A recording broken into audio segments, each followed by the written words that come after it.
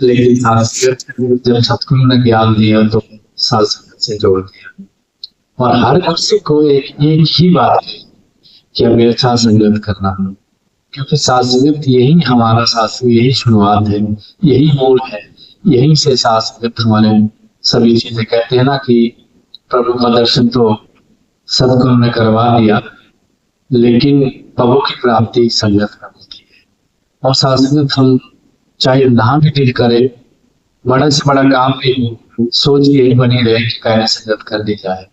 साथ संगत यहाँ जब आते हैं तो साथ कई गांठें खुल जाती है, कई तरह की गांठें हमारे जीवन में होती है, हमारी सोच में होती है, हमारे व्यवहार में होती है।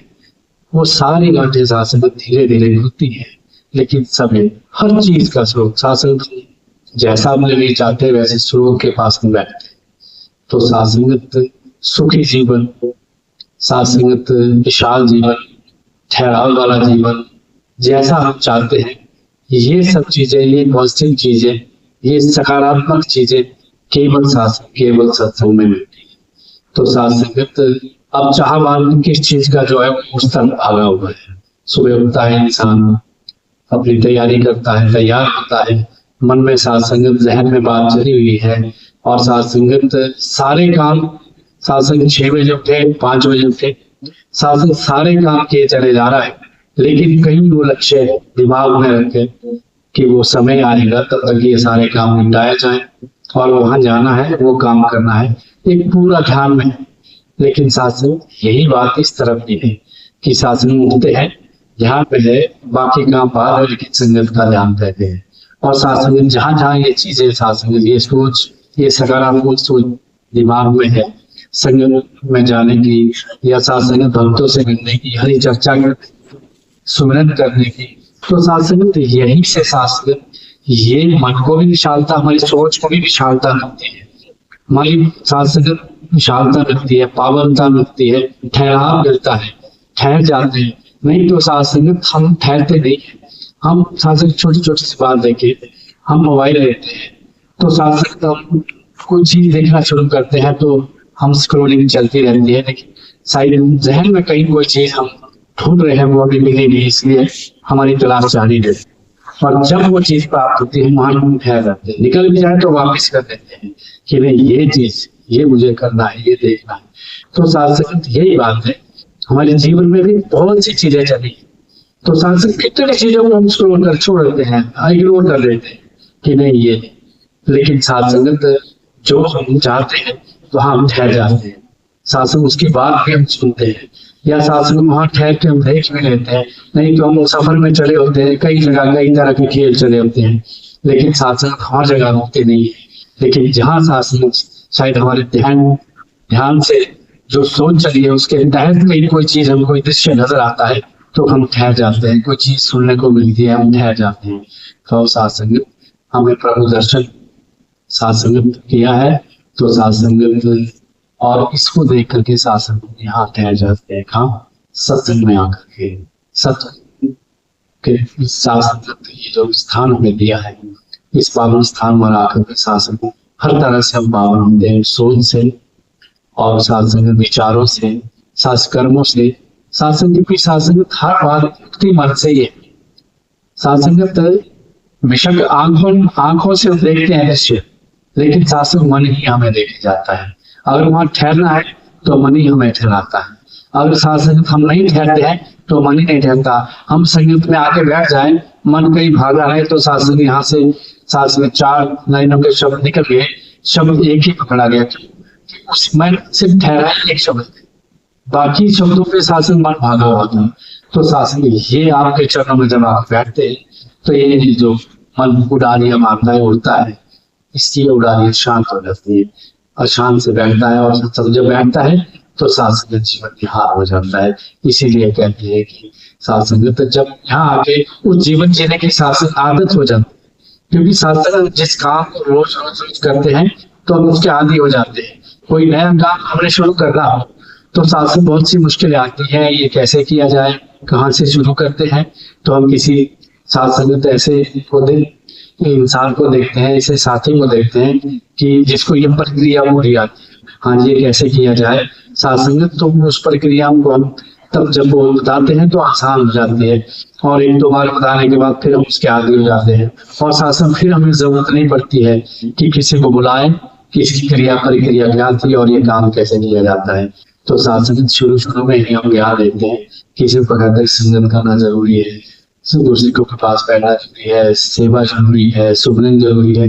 लेकिन साथ साथ जब आदि हो जाते हैं तो शास्त्रों में बार बार नहीं कहना पड़ता है कि महापुरुषों ये चीज करनी जरूरी है, साथ संगत आओ। लेकिन शायद हम दास तो खुद को कहता है कि शायद कहीं ना कहीं हम इस चीज को फिर से भूल जाते हैं, और साथ साथ फिर से संसार में शायद कहीं अपने स्वभाव का, क्योंकि कई जन्मों का इस स्वभाव इस साथ संगत हमारे संचित कर्मों से जुड़े हुए हैं। तो साथ वो स्वभाव में कई शायद लोग साथ उसी तरह भागना शुरू करते हैं। लेकिन साथ संगत जब हम साथ संगत में आते हैं तो साथ संगत में इस मन को साथ धीरे धीरे अपनी सच्चाई असलियत का पता चलता है कि नहीं ये सब झूठ है, क्योंकि साथ संगत ये सब झूठ जब से पैदा हुआ हमारे सामने है, हमने पनपते हुए भी देखा और फना होते हुए देखा। एक बीज को हम डालते हैं, वो पौधा बनता है, फल खाने के बाद उसका शासन सारा जीवन हमारे सामने। तो शासन ये सब चीजें हम देखते हैं, एक बीज से लेकर इस पूरी प्रकृति का देख रहे हैं हम शासन। हम पैदा हुए थे तो यहाँ कुल्लू या मनाली से लेकर के इसके शासन रूपरेखा लेकर के हम कई बार मोबाइल में देखते हैं कि सन 1950 का ये कुल्लू का दृश्य, और आज के दृश्य से हम उसकी तुलना करते हैं कितना चेंज है, कितना प्रकृति में चेंज है। तो शासन ये प्रकृति, ये जो माया है, ये सब चेंज होने वाली है। लेकिन जब इस निराकार को दर्शन करते हैं, इसको हम शासन देखते हैं, वो तब 50 वाले उस आदमी इसका स्वरूप यही था, और आज के इसमें देखें तो ये आज भी यही है। तो शासन इसीलिए कहते हैं कि ईश्वर सनातन पुरातन, ये सनातन कहते हैं। शासन सनातन धर्म को मानते हैं, लेकिन सनातन है क्या चीज? जहां तक साथ संगत हमें आपके बीच में बैठने ज्ञान हुआ, सनातन तन से सना हुआ ईश्वर 1950 में भी ऐसा ही था, आज भी है, या सदियों पहले चले जाए ये चीज ऐसी है, और आज भी ऐसे ही है। और इसी का ज्ञान शासन सदगुरु हमें देते हैं, इसी सच्चाई से अपने जुड़ाते हैं, और कहते हैं ये शरीर फना हो जाएगा, ये माया जब माया मिट जाएगी तो ये असली स्वरूप है, इसी में तेरा मिलन है। तो आप साथ मेला होता है, जब आप संतों से मेल होता है, तो ये ग्रंथों में कहा है। और शासन जब हम ज्ञान लेकर के सदगुरु के अनुसार अपना जीवन जीते हैं तो वो भक्ति शुरू होती है। वही भक्ति है जितना जितना सदगुरु के वचनों को मान करके, शासन चाहे वो वेदों द्वारा, ग्रंथों द्वारा, किसी घोष द्वारा, लेकिन शासन वचन कौन सा? वही जो इस संस्कार से जुड़ा हो, इसी जात इसका भगत का जीवन होता है, इस भगवान से जुड़ा हुआ है। लेकिन साकर का नहीं, साकर शासन में हटाता है, उसका जीवन यहाँ ना ठहरता है, ना वो इसकी बात करेगा, वो हमेशा शासन माया संसार की बात करेगा। यही बात है कि वहां हमें ये विवेक शासन जो हमें परमात्मा ने बख्शा है, इस विवेक को हमने हर जगह यूज करना है। शायद मैं निकलता हूँ पूरे दिन शासन सुबह से शाम तक, कहाँ अपना विवेक यूज करता हूँ, जहाँ यूज करता हूँ तो बात सकारात्मक हो जाती है। जहां भी विवेक को यूज नहीं करते वहां कहीं कहीं मैं टपला खा जाता हूँ, कहीं ना कहीं मन को भी चोट पहुंचती है। क्योंकि शासन कई बार ये दास अपना अनुभव बता रहा है कि हम ऑफिस में भी अपने काम या किसी भी क्षेत्र में काम करते हैं, अपना बिजनेस करते हैं, कोई शासन अपना और कोई व्हीकल चलाता है या प्राइवेट वर्क करता है, हम जानते हैं कोई शासन किसी से बात करते करते करते कहीं मुंह से कोई ऐसी बात निकल जाती है, वो बात शासन बढ़ जाती है।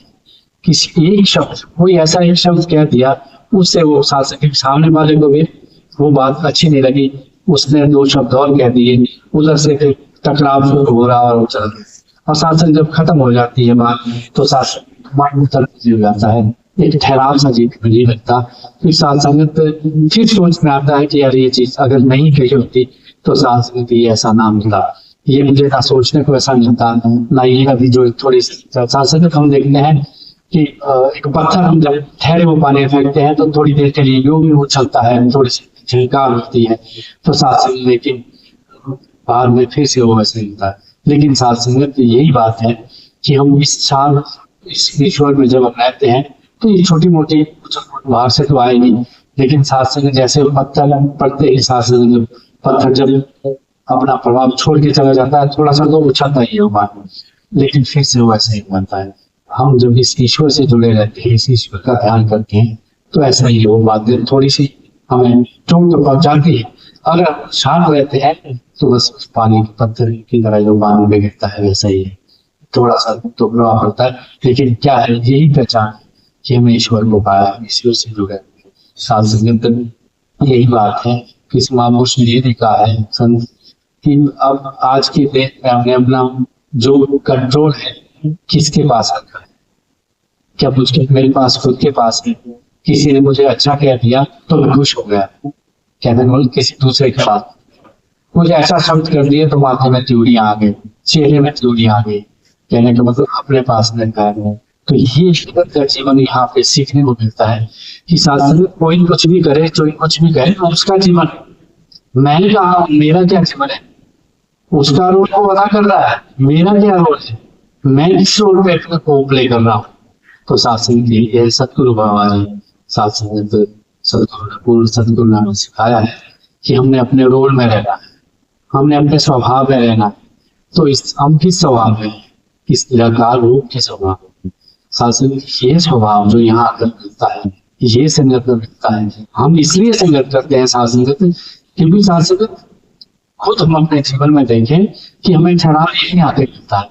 तो शासन ये स्वरूप, ये ऐसा स्वरूप शासन में मिले, इसके लिए हम यहाँ आते हैं और इसके लिए हम अरदास करते हैं। तो शासन फिर जब ऐसा जीवन हमारा बन जाता है तो अवतार वाणी कर रहे हैं कि फिर शासन चाहे कोई कुछ भी कहे, जैसे फूल कमल का फूल है ना शासन, वो कीचड़ में ही खिलता है, उसकी शासन अलग ही एक पहचान है, बेशक कीचड़ है लेकिन उससे अलग है, उसकी अलग हम कीचड़ को दर किनार कर देते हैं, लेकिन हम उस कमल के फूल को देखता है, उसको प्राप्त करने के लिए हम कीचड़ में नहीं जाना पड़े तो पहुंच जाते हैं कि शासन कमल के फूल, उसकी खुशबू और शासन उसका जो स्वभाव है, उसका स्वरूप है, वो शासन मनमोहक है। तो शासन वैसा शासन लेते भक्त होता है, चाहे जितने मर्जी भी शासन आसपास की चीजों में वो चीज हो, लेकिन उसका फल होता है। तो कबीर जी भी कहते हैं कि कबीरा का शहर शासन को सबकी मांगे खैर, ना गाँव से दोस्ती ना गाँव से गैर। शासन कबीरा तेरी झोपड़ी गल कटेल के पास, जो करेंगे सो भरेंगे तो क्यों है उदास। कि शासन कोई कुछ भी कर रहा है वो अपना स्वभाव है उसका, उस स्वभाव में मेरे स्वभाव में मैं बना रहा हूँ, मेरे स्वभाव में मैं बना रहा हूँ, मेरे स्वभाव में मैं बना रहा हूँ। तो शासन तभी बात बनने वाले हैं, जिसका जो कहा है शासन वो उसको भुगतना पड़ेगा। लेकिन मैं भी कहीं उसी के शामिल हो जाए तो मैं भी भोगने के लिए तैयार रहा कि मैंने भी ऐसा किया है। तो शासन बेशक मैं भूल जाऊं कि उसने किया मैं तब हुआ, लेकिन शासन कहीं ना कहीं शासन शासन धरती पे गिरी है तो असल हो चाहे थोड़े से एरिया में वो छोड़ के जाए। बीज लगता है कि वो बीज पे गिरी तो बीज को बनाने में अपनी सहायता करते हैं। तो शासन हम भी संसार में हैं, चाहे कहीं भी बैठे हैं, कि शासन यही स्वरूप परमात्मा ने माना है कि हम किसी के काम आए, किसी की सहायता करें। कोई शासन दुष्ट है, कोई शासन सही से बात नहीं करता है, निंदक है, लेकिन हम उसके पास बैठे हैं तो अपने स्वभाव को उसमें छोड़े कि शासन ये महापुरुषों का कहना है, उसका स्वभाव हम न ले, अपना स्वभाव छोड़े। कौन? इस परमात्मा से जुड़कर जो हमारा स्वभाव होता है। तो इस स्वभाव को शासन निरोध करने के लिए, शासन अथा करने के लिए हम इस अथा सागर में आकर बैठते हैं। आगे जी। चंदन नहीं जो खुशबू चलदा, बिच रहे चाहे वासा दे, बहता नाल है नाम हरिदा, आते जाते स्वासा दे जी। सत्संगत यही अवतार वाणी का जाना है कि चंदन भी सत्संगत अपना स्वरूप नहीं छोड़ता है। सत्संगत चाहे उसको काट के लकड़ी रूप में भी जलाए तब भी अपनी खुशबू से वो महक ही देता है। और सत्संगत अब ये और तो छोड़िए, आप देखते हैं, हम चंदन बाजार में देखते हैं, लेकिन असली चंदन वो शायद होता ही नहीं शासन। उस चंदन के आसपास के जो पेड़ हैं, वो साथ संगत उसमें भी वो अपनी खुशबू देता है। साथ संगत बेशक उससे साथ संगत इतना मनमोहक होता है कि सांप कहते हैं उसको चंदन में लेटे रहते हैं, और साथ संगत सांप के लेटने के बावजूद भी वो सांपों का जहर ग्रहण नहीं करता, लेकिन नशवीर अपनी खुशबू अपनी महक हमेशा साथ संग देता रहता है। तो ऐसा ही गुरसिख का जीवन यहाँ कहा गया है जी। पानी दे विच रहे मुर्गा भी, लेप नहीं होता पानी दा, कहे अवतार नहीं लेप भगत को, माया भरम भुलाने दा जी। साथ संगत मुर्गामी, मुर्गामी एक पक्षी है साथ संगत, वो उड़ालियां मारता है, पानी में जाता है, जाल से निकल जाता है, लेकिन एक भी वो साथ संगत, एक भी साथ कहीं देखा तो गीला नहीं होता है। तो साथ संगत यही कहते हैं कि भक्त रहता इसी माया में, इसी संसार में। साथ संगत जो परमात्मा को नहीं भी मानता वो भी यही रह रहा है, और जो मान रहा है वो भी यही रह रहा है। वो तो ये व्यवस्था परमात्मा ने की है, लेकिन साथ संगत गुरसिख का करो, भगत का लो, जो साथ संगत इसमें अवतार वाणी में कहा जा रहा है, या और भी ग्रंथ देख लो, सभी में यही बात कही जाता है। गीता को देख लो, रामायण को देख लो, तो साथ संगत हर एक में, या जैसे कुरान को, बाइबल को पढ़ लो, हर एक में साथ उस अपनी अपनी भाषा में साथ संगत इस परमात्मा के प्रति व्याख्या की है, और साथ संगत इस संसार की भी व्याख्या की है। तो साथ संगत यही कहा है कि साथ संगत हम इस माया में रहते हैं, लेकिन ये माया को हम साथ संगत यूज करते हैं, लेकिन इसको परमेश्वर कहते हैं। इसमें गलतान नहीं होते हैं, इसमें अमृत में नहीं जाते हैं, इससे अलग रहते हैं। शासन गुजारा तो इसी में करना है। शासन कश्ती पानी में जाती है, चलेगी तो पानी में ही, लेकिन हम कोई बोले कि नहीं कश्ती पानी में डूब जाएगी तो मेरा क्या होगा, तो शासन वो उसका आनंद ले सकता। तो आप सारी ईश्वर का आनंद अपने इसी संसार में लेना है, हर इंसान के बीच में लेना है, क्योंकि साथ संगत अगर वो इंसान है, उसका कर्म है, उसका स्वभाव है, तो मेरे साथ तो ये विशाल परमात्मा ईश्वर है, इसका भी तो स्वभाव है, साथ ही इसकी भी तो विशालता है, इसकी भी तो सोच है।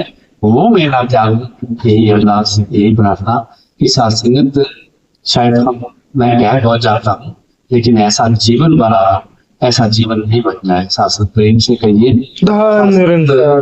एक बात रह गई कि ध्रुव जी के जन्म दिन की साथ संगत इनका जन्म जब हुआ, लेकिन हम खुशियां हर साल मनाते हैं, लेकिन परमात्मा ने हमें जोड़ा हुआ है हर साल मुबारक हो बना।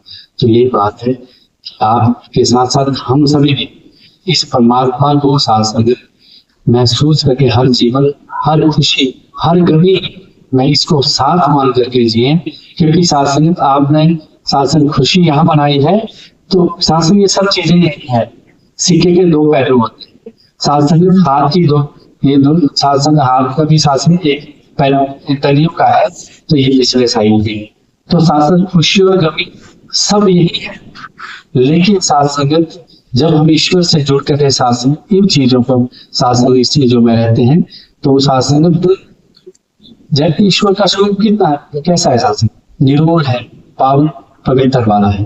तो साथ संगत इस चीज के नजदीक क्या चीज आ सकती है, ईश्वर, सब चीजें ईश्वर में ही है, लेकिन साथ संगत यही बात है, हम इस सब ईश्वर में रहते हैं। तो साथ संगत इसके एहसास में ये जो दुख चीजें हैं, जो दुख देने वाली चीजें हैं, ये महसूस नहीं होती है, ये अपना असर नहीं बनाने कर बात। भगत पे जो भगत को, जो भगवान भजने वाला, उसको भगत कहते हैं। हम इसको भजते हैं, इसको महसूस करते हैं, तो ये चीजें उतनी महसूस नहीं होती है, क्योंकि साथ संगत इसके नजदीक नहीं आती। साथ संगत आपके नजदीक कब घी या मक्खन बनाते तो एक तब पिघल जाता है। तो ये दुख, ये जो बुरी चीजें हैं, इस ईश्वर की आगे जब आती है, तो ये एकदम से पिघल जाए। अगर हम फ्रिज में रख देते हैं तो सदियों नहीं पिघलता, लेकिन जैसे ही आके नजदीक वो रख दिया, पिघल गया, कहाँ गया नहीं मालूम। अब जमीन पे रख दें, आग लगा दें, उस घी का, उस मक्खन का पता चलेगा? बिल्कुल नहीं चलेगा। ऐसे ही इस ईश्वर के नजदीक ये दुख तकलीफ वाली चीजें ऐसे ही पिघल जाती है, और जिनके भी ईश्वर परमात्मा रहता है, इसका एहसास रहता है। और संसार इसका जब एहसास हमें मन में सोच में महसूस होता है तो साधन पूरे शरीर में चमगाहट सी उत्पन्न होती है। महसूस होता है कि ईश्वर वाकई है। कहाँ है? मुझ में है, तुझ में है, अंग संग है, शाह रंग के नजदीक है। साधन इससे आगे क्या कहा जाए? ईश्वर के बारे में जितना गान करे जाए ये आनंदमय के साथ केवल आनंदमय ईश्वर है। बाकी खुशियां तो हम जगह जगह ढूंढते हैं, हर जगह हम जाते हैं, वहां साथ संगत कोई चीज सुविधा के लिए रहती है, ये अच्छी सुविधा मिल जाए, छोटी सी सुविधा इसको बढ़ा लो, छोटा सुविधा इसमें बड़ा कर लो, लेकिन ये परमात्मा ईश्वर एक साथ रहने वाला है। तो इसलिए ये साथ संगत इनके साथ साथ सारे परिवार के साथ ये मुबारकें हों और हमेशा यही अरदास प्रार्थना ये सच्चे पातशाह हम जितने भी यहाँ बैठे हैं, इसके अलावा भी साथ संगत जो भी तेरा गुरसिक है, हर एक साथ संगत आपके आसने आपके साथ हिसाब से अपना जीवन जीता चल रहा है। साथ प्रेम से कहिए धन काशी।